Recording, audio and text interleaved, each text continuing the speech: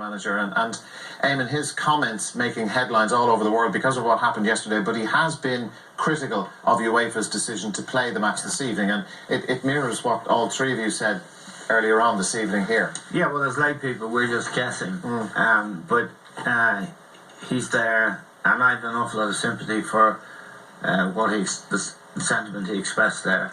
And he's talking as someone who lived through the experience and would have seen the effect on his youngish team, actually.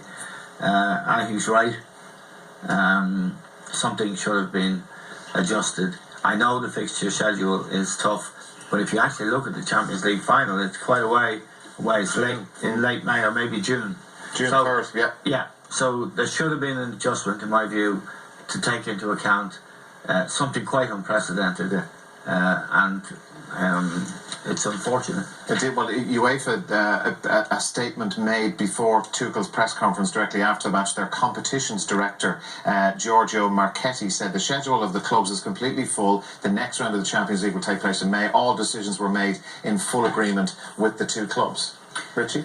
The managers come out and said at no point were the players consulted as to how they felt or how they were impacted by what they went through. They were just told. They were told. By a text message. It's the wording's slightly different, but the situation Tuesday night.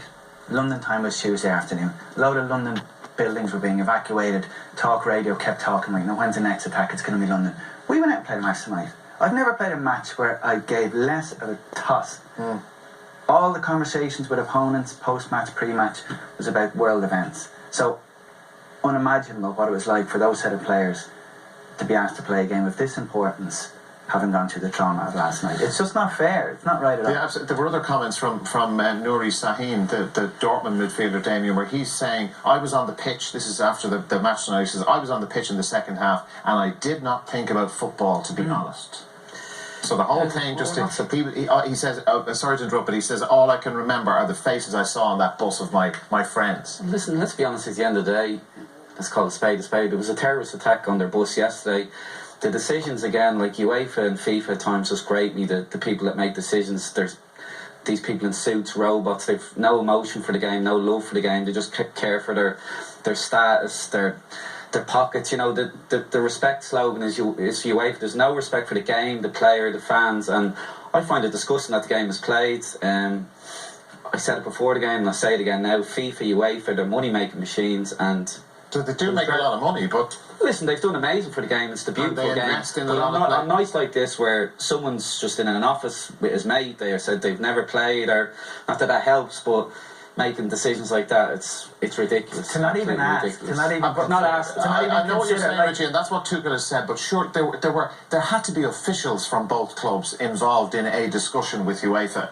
They didn't just go on a solo run and say, by the way, do it tomorrow night. But the decision was made without even seeking the information as to how the players felt. So at no point in those discussions did someone say, I wonder how the players felt, because the answer to that would be, okay, let's ask them. If we care, we'll ask them. I think time was the enemy there. I mean, they had to make a decision so that the game could be played tonight or not played tonight. But UEFA would have run into trouble with broadcasters, with the contractual arrangements that are in place. Then you would have had people saying, oh, you've let terror win. They've done this once and they've disrupted us. Will they do it again? I'm just offering another opinion. I think you can't let terrorists beat us and what have you, but sometimes I think a bit of common sense, There are complexities.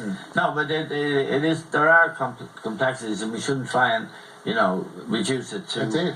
Yeah, I mean there are things like that to consider, but there's also, I think, you have to respect people's feelings. What's going on? And if you've 3 bombs going off, one of them injuring one of your own teammates, that's not normal. And an abnormal or unusual response to it would be the correct thing to do. It doesn't set a great precedent to say we mustn't let the terrorists win. The point is you must do what's right, and each of these incidents are different. Okay, guys, thanks. We've got to leave that there for the moment.